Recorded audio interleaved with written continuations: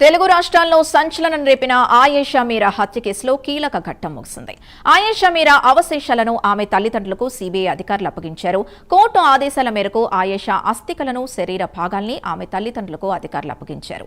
అనంతరం ఆమె స్వస్థలం తెనాలిలో సాంప్రదాయ పద్ధతుల్లో కుటుంబం అంతిమ సంస్కారాలు జరపనున్నారు. తమకు న్యాయం జరగలేదని బాధితురాలి తల్లి కన్నీటి పర్యంతమయ్యారు.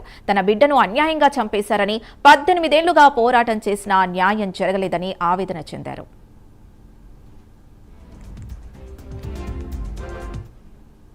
2019 డిసెంబర్ 14ని తీశారు. 10 రోజుల్లో మీకు ప్రాపర్టీని ఇస్తానని చెప్పి ఇంతవరకు ఇవ్వలేదు. అయితే మేము 5 సంవత్సరాలు నిశ్శబ్దంగా ఉంది. సిబిఐ ఏమీ చేయలే, కామ్గా కూర్చున్నారు.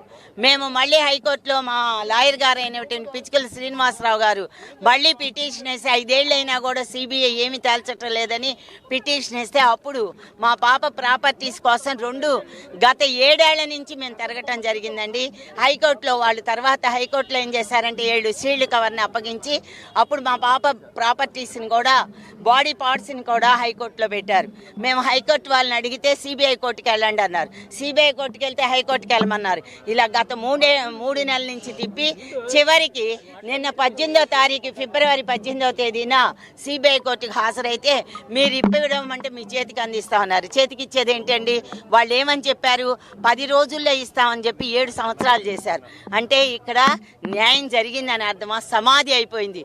న్యాయం, ధర్మం అలాగే నీతి మొత్తం కూడా మా పాప బాడీ పార్ట్స్ తో సమాధి చేయటం జరిగింది. న్యాయం జరగలేదండి, జరగకుండా చేశారు. అన్నిటినీ రూపుమాపి న్యాయం జరగకుండా చేశారు సార్.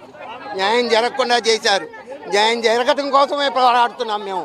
వదలం దీన్ని ఏ కోర్టులు చేసినా ప్రజా కోర్టులో న్యాయం జరగాలి. అది